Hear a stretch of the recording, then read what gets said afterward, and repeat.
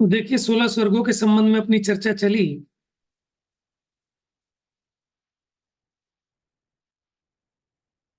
अब कौन कौन जीव कहाँ कहाँ जाता है, ये चर्चा अपनी प्रारंभ हुई थी ना।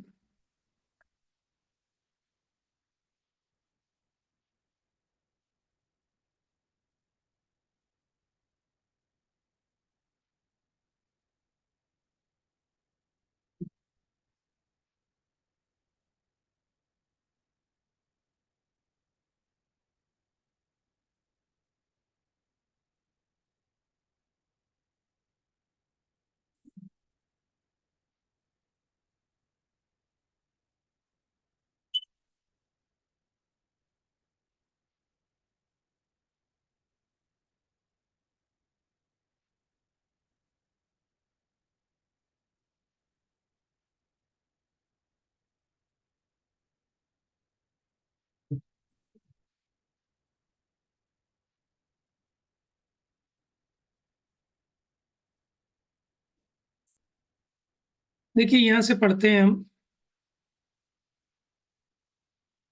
16 स्वर्गों से ऊपर 9 ग्रैवियकों के अंतर्गत। ठीक है, पूनम पढ़ोगे? पढ़ो। 16 स्वर्गों से ऊपर 9 ग्रैविकों के अंतर्गत सर्वप्रथम सुदर्शन, अमोघ और सुप्रबुद्ध, ये 3 अधोग्रैविक हैं। इनमें सभी मात्र इंद्र हैं। सामान्य देव और देवियां यहाँ नहीं हैं। यहाँ महल 200 योजन ऊंचे, 40 योजन लंबे और 20 योजन चौड़े हैं। इनकी काय 2.5 हाथ ऊंची है। इनमें छठवीं नरक पृथ्वी पर्यंत गमन करने की शक्ति है। यहाँ विमानों की तली में पृथ्वी 428 योजन मोटी है। देखिए ये जो 9 ग्रैवियक के नाम है, ये कम पढ़ने में आते हैं। तो पहले 3 ग्रैवियक, उनको कहते हैं अधोग्रैवियक। फिर 3 उनको कहते हैं मध्य ग्रैवियक। फिर 3 उनको कहते हैं ऊर्ध्वग्रैवियक। तो पहले 3 ग्रैवियक के नाम सुदर्शन, अमोघ और सुप्रबुद्ध है। इनमें देवियां नहीं होती। आपको याद है ना कि 16वें स्वर्ग से ऊपर ये इंद्र सामान्य त्राय स्त्रीन शादी भेद भी नहीं होते। इसीलिए क्या कहलाते हैं? कल्पातीत। सब अपने अपने में अहम इंद्र है। देखो शक्ति कितनी है इनकी, छठे नरक पृथ्वी तक गमन करने की शक्ति है, लेकिन गमन नहीं करते वहां पर।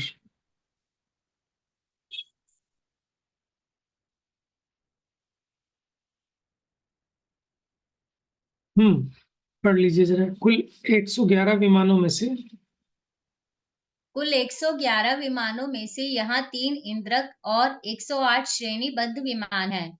प्रकीर्णक विमान यहाँ नहीं है। यहाँ उत्कृष्ट आयु पहले ग्रैवियक में 23 सागर, दूसरे में 24 सागर, तीसरे में 25 सागर है। पहले ग्रैवियक में 11.5 माह बाद श्वासोच्छ्वास और 23,000 वर्ष बाद मानसिक आहार है। दूसरे में 12 माह बाद श्वासोच्छ्वास और 24,000 वर्ष बाद मानसिक आहार है। तीसरे में 12.5 माह बाद श्वासोच्छ्वास और 25,000 वर्ष बाद मानसिक आहार है। यहाँ काय 2.5 हाथ ऊंची है। देखिए ये गणित तो आपको समझ में आ गया होगा कि जितने सागर की आयु है उतने हजार वर्ष बाद मानसिक आहार होता है, और जितने सागर की आयु है उतने पक्ष के बाद एक श्वासोच्छ्वास होता है। पक्ष माने 15 दिन। अब बस ग्रैवियक ग्रैवियक के नाम पढ़ेंगे। इसके ऊपर ग्रैवियक है यशोधर, फिर सुभद्र और सुविशाल। अब यहाँ भी छठी नरक पृथ्वी तक गमन करने की शक्ति है। फिर उसके ऊपर सुमनस, सौमनस और प्रीतंकर। यहाँ काया 1.5 हाथ ऊंची रह गई, कम होती जा रही है। देखो मध्य में 2 हाथ ऊंची, और फिर ये जो ऊर्ध्वग्रैवियक हैं,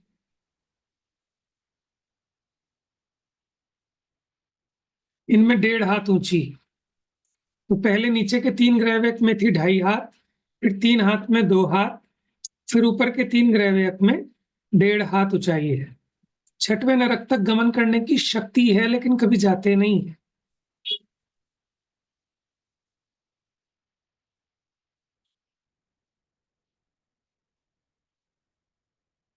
अब यहाँ से पढ़िए 9वें ग्रहवेग से ऊपर। 9वें ग्रहवेग से ऊपर 62वें पटल में 9 अनुदिश हैं। यहाँ मात्र 9 विमान हैं। उनमें से आदित्य नामक एक विमान इंद्रक, 4 दिशाओं संबंधी अर्ची, अर्चिमाल, वैरोचन, प्रभास, ये 4 श्रेणीबद्ध और क्रमशः आग्नेय, नैऋत्य, वायव्य, ईशान, इन 4 विदिशाओं में स्थित अर्चिप्रभ, अर्ची मध्य, अर्ची रावर्त और अर्ची विशिष्ट, ये 4 प्रकीर्णक हैं। इन विमानों की तली में पृथ्वी 131 योजन मोटी है। देखिए ये जो 9 अनुदिश हैं, ये एक ही लेवल पर है, एक ही पटल पर है। बीच में है आदित्य, फिर 4 दिशाओं में अर्ची, अर्चिमाल, वैरोचन, प्रभास, और फिर आग्नेय दिशा होती है इधर, कहाँ कहाँ, पूर्व और दक्षिण के मध्य में। तो आग्नेय में, फिर नैऋत्य, फिर वायव्य और फिर ईशान। ईशान होती है पूर्व और उत्तर के बीच में। तो यहाँ क्रम से कौन कौन से बताए? अर्ची प्रभ, अर्ची मध्य, अर्ची रावर्त और अर्ची विशिष्ट। ठीक है, अब इसके ऊपर अच्छा, इनकी 7वें नरक पृथ्वी तक गमन करने की शक्ति है और 1.5 हाथ ऊंचाई है इनकी। फिर इसके ऊपर 5 अनुत्तर विमान है, इसको पढ़िए। उनके मध्य में, उनके मध्य सर्वार्थ सिद्धि नामक एक इंद्रक विमान और 4 दिशाओं में क्रमशः विजय, वैजयंत, जयंत, अपराजित, ये 4 श्रेणीबद्ध विमान हैं। यहाँ मात्र ये 5 ही विमान हैं, प्रकीर्णक विमान नहीं है। इन विमानों की तली में पृथ्वी 131 योजन मोटी है। उस पर 25 योजन ऊंचे, 5 योजन लंबे, 2.5 योजन या 10 कोस चौड़े महल हैं। यहाँ उत्कृष्ट आयु 33 सागर और काय 1 हाथ ऊंची है। इनमें 7वीं नरक पृथ्वी पर्यंत गमन करने की शक्ति है। इनके 33 पक्ष या 16.5 माह बाद श्वासोच्छ्वास और 33,000 वर्ष बाद मानसिक आहार है। देखिए इनमें से ये जो 5 विमान हैं, इनमें 32 सागर से लेकर 33 सागर तक की आयु हो सकती है, लेकिन सर्वार सिद्धि में 33 सागर ही होगी। बाकी चारों में 32 सागर प्लस 1 समय से लेकर 33 सागर तक हो सकती है, लेकिन सर्वार सिद्धि में 33 सागर ही होती है। ये एक भव अवतारी ही होते हैं सर्वार सिद्धि के। बाकी 9 अनुदिश के और ये 4 अनुत्तर विमानों के। ठीक है, 2 भव अवतारी हो सकते हैं, जल्दी भी जा सकता है कोई जाना हो तो। अधिक से अधिक लेंगे तो 2 भव। अब देखिए वैमानिक देवों में जन्म मरण का अंतराल, ये क्या होता है? जितने काल पर्यंत किसी भी देव देवी का जन्म नहीं हो, वो जन्म अंतराल है। ऐसा कितना टाइम है कि गैप पड़ता हो कि कोई भी देव नहीं जन्मा, इतने घंटे, इतने दिन, इतने महीने, वो कहलाता है जन्म अंतराल। और जितने काल तक किसी भी देव देवी का मरण ना हो, वह मरण अंतराल कहलाता है। अब पढ़िए, इसमें भी देखिए 2 तरह भैया से विरह विरह काल क्या हुआ फिर? है। विरह काल क्या हुआ? देखो अभी जैसे कोई जीव जन्मा, ठीक है, और फिर 4 दिन तक नहीं जन्मा कोई भी जीव, ठीक है, फिर जन्मा। तो पहली बार जब जन्मा था और फिर बाद में जब जन्मा, इसके बीच का जो गैप पड़ गया, इसको कहते हैं विरह। विरह माने इस काल तक किसी का भी जन्म नहीं हुआ वैमानिक देवों में। पढ़िए, अनेक जीवों की अपेक्षा, अनेक जीवों की अपेक्षा सभी वैमानिक देवों में जघन्य से ये दोनों अंतर मुहूर्त हैं।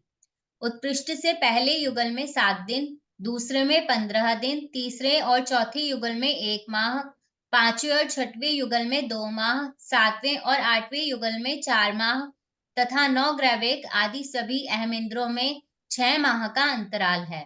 देखिए समझिए अब, ये दोनों चीजों को एक साथ ले रहे हैं, जन्म को भी और मरण को भी। नाना जीवों की अपेक्षा देख रहे हैं, कोई भी जीव हो, हमें इससे मतलब नहीं, उसको कहते हैं नाना जीव। जगन्य माने अगर जगन्य अंतर पड़ेगा तो अंतर मुहूर्त का पड़ेगा, कि अंतर मुहूर्त तक कोई ना जन्मे, ठीक है, लेकिन उसके बाद तो जन्म जाएगा।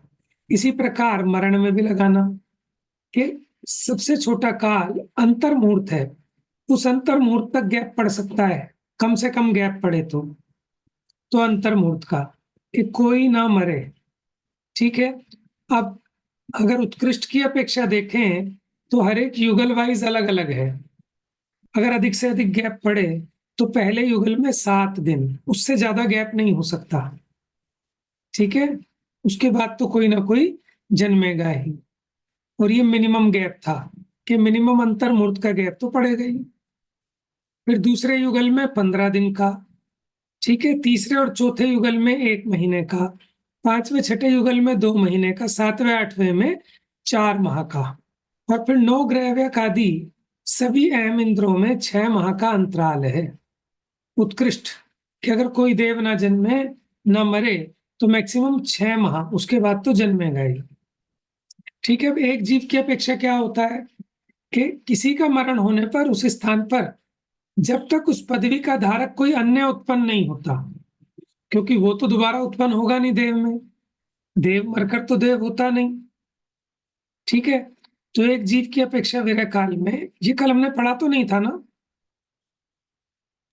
ये पढ़ा था? हाँ भैया, कल पढ़ा था ये। ये ऊपर वाला तो नहीं पढ़ा था हमने।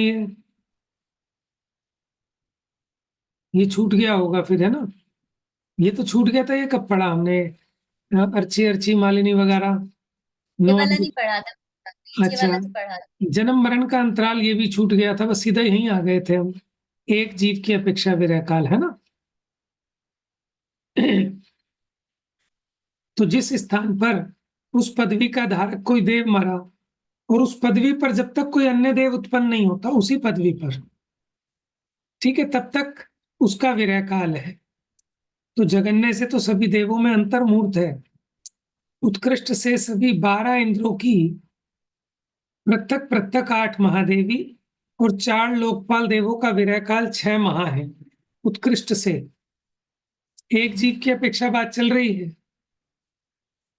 ठीक है। 12 इंद्र होते हैं ना, 6 दक्षिण के और 6 उत्तर के।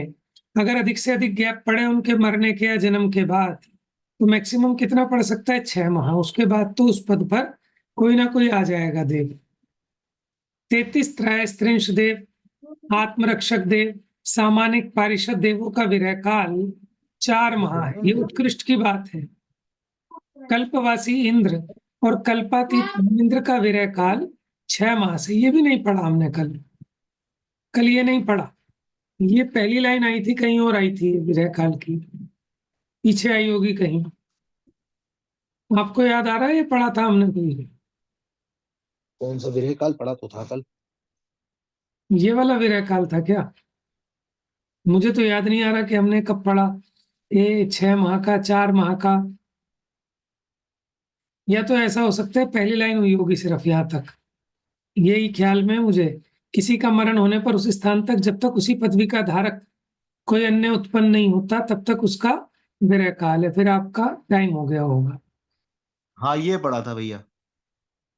है ना? नीचे का नहीं पढ़ा। हाँ। उत्पत्ति। चलिए, देव गति में उत्पन्न होने वाले जीवों का नियम। सचिन भैया, आप भी नहीं आ रहे क्या आजकल छैठाला की क्लास में? नहीं भैया, आ नहीं पा रहे, लेट हो जाते हैं आजकल आने से। अच्छा, तो हमारी उनकी क्लास की आलस। वजह से आप मत छोड़ना। नहीं नहीं। क्लास तो हम बस उनके लिए ले रहे हैं जो नहीं आ पा रहे हैं, इसीलिए हम मैसेज भी नहीं भेजते। नहीं नहीं, ऐसा कुछ नहीं भैया। ठीक है। हाँ। चलिए, देव गति में उत्पन्न होने वाले जीवों का नियम। हाँ, ये पढ़िए, इंटरेस्टिंग फैक्ट्स हैं इसमें और याद भी रखना है सबको। पढ़िए। संयमी, देश संयमी मनुष्य और तिर्यंच उत्कृष्ट रूप से 16वें अच्युत कल्प पर्यंत उत्पन्न हो सकते हैं, उससे आगे नहीं। द्रव्यलिंगी मिथ्या दृष्टि मुनि ऊपर 9वें ग्रैव्यक पर्यंत जन्म ले सकता है, उससे आगे नहीं। 16 स्वर्ग से ऊपर परिग्रह रहित नग्न रूप मुनिपना धारण करने वाला ही जा सकता है। परिग्रह सहित देशव्रती श्रावक सम्यक दृष्टि मनुष्य भी 16वें स्वर्ग से ऊपर जन्म नहीं ले पाता है। इसका मतलब कपड़े सहित, ठीक है, जो श्रावक है वो कौन से स्वर्ग से आगे नहीं जा सकता? 9वें ग्रैव्यक तक, 9वें 16वें ग्रैव्यक। स्वर्ग। 16वें स्वर्ग तक। उससे आगे नहीं जाएगा, कपड़े वाला। 16वें स्वर्ग से ऊपर परिग्रह रहित नग्न रूप मुनिपना धारण करने वाला ही जा सकता है। समझ गए? 9वें ग्रहव्यकों में मुनि ही जा सकते हैं। लेकिन अब मुनि भी दो तरह के, द्रव्यलिंगी माने ओनली द्रव्यलिंगी, भावलिंग से रहित, वो 9वें ग्रहव्यक से आगे नहीं जा सकते। 9वें ग्रहव्यक से ऊपर जाने वाले भावलिंगी ही होने चाहिए। भावलिंगी मतलब 6ठे 7वें गुण स्थान से नीचे नहीं। और द्रव्यलिंगी जब हम कहते हैं तो हम उस द्रव्यलिंगी को कहते हैं जिसके भावलिंग नहीं है। वैसे तो भावलिंग और द्रव्यलिंग दोनों होते हैं। जिनके भावलिंग है उनके द्रव्यलिंग तो होगा ही, लेकिन जिनके द्रव्यलिंग है जरूरी नहीं है कि उनके भावलिंग भी हो ही हो। आपको पता है क्या होता है द्रव्यलिंग? बताइए। पता है भैया, पहाड़ में नग्न वेश धारण करना, दिगंबरी रूप लेना, उसको द्रव्यलिंगी कहते हैं। जैसे 4थे गुण स्थान वर्ती मुनिराज भी हो सकते हैं, 5वें गुण स्थान पर, 6ठे 7वें के आगे भावलिंगी हो जाते हैं वो, उनके 6ठे मतलब 7वें वाले भी परिणामों में से। भावलिंगी होते हैं। हाँ, 6ठे 7वें वाले भी भावलिंगी होते हैं। और दूसरी बात, खाली नग्न होना नहीं, 28 मूल गुणों का पालन। ठीक है, तभी तो ग्रहव्यक तक जाएंगे। है नग्न तो कोई बावला व्यक्ति भी हो जाता है ना? तो इसमें भी क्या है कि उसके उत्कृष्ट जाति के शुभ भाव होते हैं। 28 मूल गुण पालन कर, नियम पूर्वक पालन करते हैं। जो 28 मूल गुणों का भी पालन नहीं करते वो तो द्रव्यलिंग की भी कैटेगरी में ही नहीं है।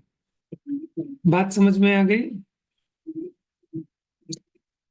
अच्छा, अब ये बताओ, असंयमी मनुष्य कौन से स्वर्ग तक जा सकता है? असंयमी। 16वें स्वर्ग तक। और देखो त्रियंश को भी कह रहे हैं 16वें तक जा सकता है त्रियंश,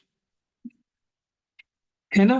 क्योंकि त्रियंश के भी पंचम गुण स्थान हो सकता है वैसे तो, लेकिन इन्होंने तो असंयमी को भी कह दिया। ठीक है, असंयमी माने पहले गुण स्थान वाला भी जा सकता है, चौथे गुण स्थान वाला भी असंयमी है, लेकिन पहले गुण स्थान वाला मिथ्या दृष्टि है। ठीक है, आगे पढ़िए।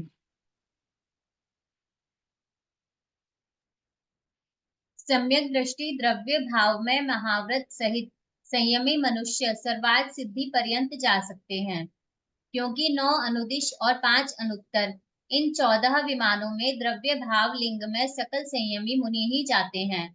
मात्र द्रव्यलिंगी मुनि वहां नहीं जा पाते हैं। क्लियर है आपको?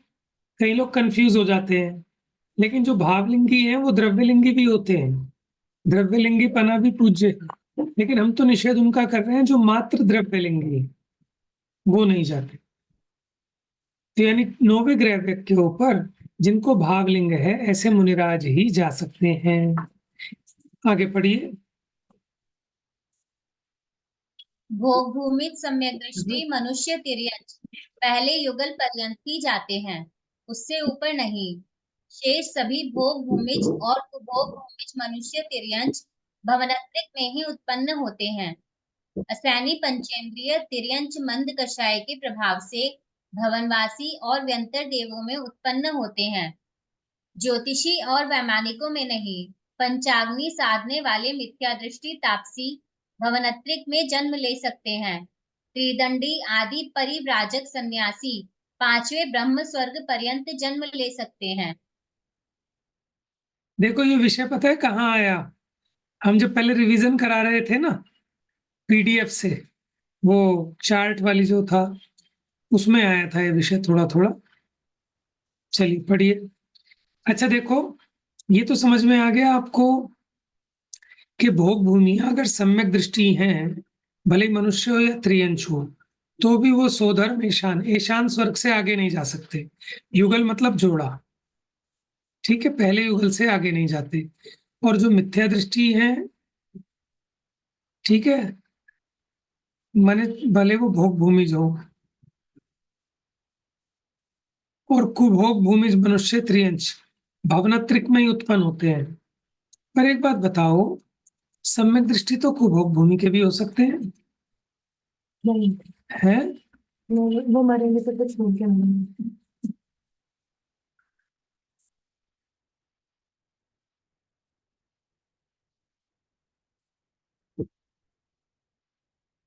चलो जी, देखेंगे इसको फिर।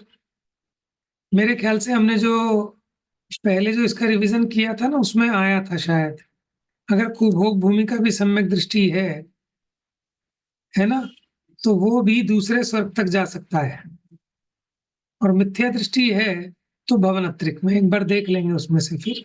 अच्छा देखो, असैनी पंचेंद्रिय त्रियंश वो भवनवासी यंत्रों में उत्पन्न हो सकता है मंद कषाय के कारण, लेकिन वो ज्योतिषी भी नहीं बन सकता, वैमानिक भी नहीं। ठीक है, मिथ्या दृष्टि तापसी पंचाग्नि तप तपने वाले भवनत्रिक में, त्रिदंडी आदि परिव्राजक सन्यासी 5वें ब्रह्म स्वर्ग तक, कांजी आदि शुद्ध वस्तु का निरस आहार करने वाले परमहंस आदि सहस्रार 12वां स्वर्ग। तो ऐसा कथन तत्वार्थ राजवार्तिक में अकलंक स्वामी ने किया है, और त्रिलोक सारजी में आचार्य नेमिचंद सिद्धांत चक्रवर्ती ने इनका उत्पाद अच्युत यानी 16वें स्वर्ग तक बताया है। तो ये दो मत मिलते हैं इसके बारे में। जो परमहंस आदिक हैं, ये नग्न रहते हैं, हिंदुओं में होते हैं, और इन्हें बड़ा उत्कृष्ट माना जाता है। जंगलों में रहते हैं, नगरों में नहीं आते। इनको कह रहे हैं जा सकते हैं। एक आचार्य का मत है कि 12वें स्वर्ग तक जा सकते हैं, और एक आचार्य के मत अनुसार 16वें स्वर्ग तक जा सकते हैं। अन्य लिंगी मिथ्या दृष्टि तापसी कषाय की मंदता से यहाँ पर्यंत जन्म ले सकते हैं, और 16वें स्वर्ग से आगे तो जिनेन्द्र मुद्रा के धारक मुनि ही उत्पन्न हो सकते, अन्य मत वाले नहीं हो सकते। पढ़िए। एकेंद्रीय विकलत्र देव नारकी मरंकर देव नारकी पर्याय प्राप्त नहीं करते हैं। अभव्य मिथ्या दृष्टि जीव निर्ग्रंथ रूप जिनलिंग धारण कर कषाय की मंदता होने पर तप के प्रभाव से भवनवासी से लेकर अंतिम 9वें ग्रहवेग पर्यंत उत्पन्न हो सकते हैं। देखो, अभी प्रश्न बनता है, अभव्य जीव कहाँ तक जा सकता है, कितना ऊंचा जा सकता है? 9वें ग्रहवेग तक। और ये तो उसमें इंक्लूड होगा कि बाहर में मुनिपना नियम से होगा उसको। ठीक है, तभी जाएगा। अब देखिए, 6 संघनन होते हैं। सबसे पहला संघनन होता है वज्र वृषभ नाराज संघनन। ये जीव 5 अनुत्तर विमान तक जा सकता है। इसका मतलब जिसके वज्र वृषभ नाराज सहनन नहीं है, वो 5 अनुत्तर में नहीं जा सकता। ठीक है, दूसरा सहनन है वज्र नाराज। वज्र नाराज सहनन वाला 9 अनुदिश तक जा सकता है, उससे आगे नहीं जा सकता। इसमें से ये बात भी निकल गई कि जिसको वज्र नाराज से नीचे है, जिसको वज्र नाराज से नीचे है, वो 9 अनुदिश में नहीं जा सकता। फिर तीसरा है नाराज संघनन वाला, वो 9 ग्रह वेग तक जा सकता है। देखो, शरीर की भी शर्त है। पढ़िए जरा एक बार इसको। वज्र वृषभ नाराज संहनन वाला जीव 5 अनुत्तर विमान पर्यंत जा सकता है। वज्र नाराज संहनन वाला 9 अनुदिश पर्यंत, नाराज संहनन वाला 9 ग्रहवेग पर्यंत, अर्ध नाराज संहनन वाला ठीक है, चक्कर है 12वें स्वर्ग से ऊपर भ्रमण नहीं होता। असंयमी को कहा है इन्होंने, फिर पता लेना ये भी तो किशन से लिखा है।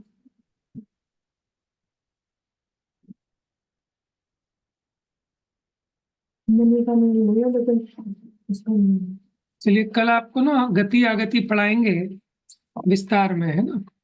अभी तो इसी में से देख लेते हैं। एक पंडित किशन चंद जी हुए हैं कर्णानुयोग स्पेशलिस्ट। अभी तो वो गुजर गए 1-2 साल पहले। ठीक है, तो कर्णानुयोग के एक्सपर्ट थे। उनकी एक पुस्तक है, उसमें गति आगति का नियम दिए हैं, तो वो कल हम आपके साथ चर्चा करेंगे। अभी इस पे चर्चा करते हैं जो इसमें दिया है। तो देखिए, नाराज सहनन वाला 9 ग्रहवेग तक जा सकता है, उसके ऊपर नहीं जा सकता। अर्ध नाराज सहनन वाला 16वें अच्युत स्वर्ग पर्यंत जा सकता है, उसके ऊपर नहीं जा सकता। फिर कीलक सहनन वाला 12वें स्वर्ग तक जा सकता है, उसके ऊपर नहीं जा सकता। और ऐसम प्राप्त सपाटी का सहनन वाला जीव 8वें कापिष्ट स्वर्ग पर्यंत जा सकता है, उससे ऊपर नहीं जा सकता। इस प्रकार संगणन के अनुसार देवगति के उत्पाद का नियम है। देखो, अभी प्रश्न उठता है कि हमारे कौन सा संगणन होगा। नीचे के तीन पंचम काल वाले जीव मरण करके कौन से स्वर्ग तक जा सकते हैं, ये पता है? 16वें स्वर्ग तक भैया? मेरे ख्याल से तो नहीं जा सकते पंचम। हाँ, ऐसे ही मेरे ख्याल में है, अभी यह याद नहीं और आएगा तो देखेंगे। कौन सा संगणन वाला? नीचे के तीन संगणन। हाँ, ये देख लो ना, सहस्रार्थ नहीं। तो इसके हिसाब से अगर देखें, पंचम काल में नीचे के 3 सहनन हो सकते हैं। तो कह रहे हैं अर्धनाराज सहनन वाला 16वें अच्युत स्वर्ग पर्यंत जा सकता है। ठीक है, तो नीचे के 3 सहनन वाला 16वें स्वर्ग तक कह रहे हैं। अभी ख्याल नहीं है, ध्यान रखना, आएगा तो फिर देखेंगे इसको। अब देवगति से मरकर जीव, पढ़िए। देव गति से मरण कर जीव नियम से मनुष्य या तिर्यंच गति में ही आता है, देव या नरक गति में नहीं जाता है, क्योंकि देव से देव, देव से नारकी, नारकी से नारकी, नारकी से देव नहीं होता। उसमें भी भवनवासी, व्यंतर, ज्योतिषी, स्वधर्म, ईशान, इन 5 स्थानों का मिथ्या दृष्टि जीव एकेंद्रिय भी हो सकता है। हाँ जी, दूसरे स्वर्ग तक का जीव हो सकता है मरकर एक इंद्रिय, उससे ऊपर के देव मरकर एक इंद्रिय नहीं होते। लेकिन पढ़िए आगे।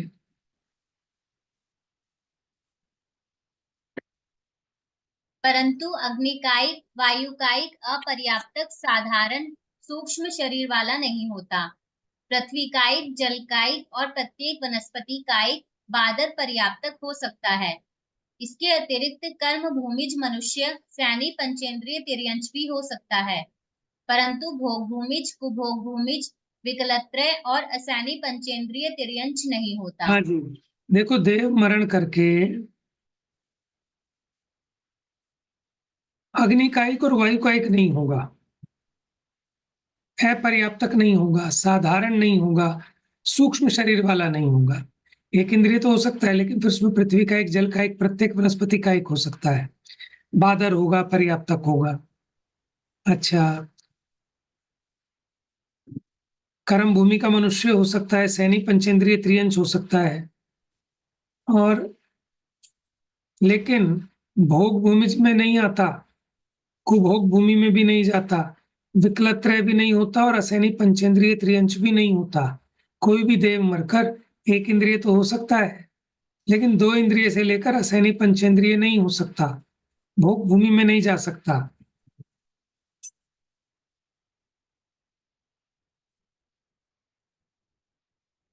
अब बाकी अब कर लेंगे, है ना, समय अब हो गया है, कर लेंगे इसको, थोड़ा थोड़ा करके लेंगे। ये बहुत सारे फैक्ट्स हैं, इसमें याद नहीं रहेंगे। चलिए, जावाणी के ज्ञान से सूझे लो कालो, सो वाणी मस्तक नमो सदा देत हूँ धो।